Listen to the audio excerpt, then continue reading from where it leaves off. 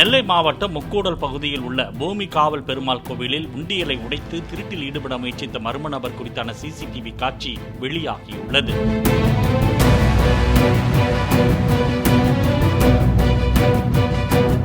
உண்டியலை திறக்க முடியாததால் அங்கிருந்த ஆம்பிளிஃபையரை திருடிச் சென்ற நபரை போலீசார் தேடி வருகின்றனர்.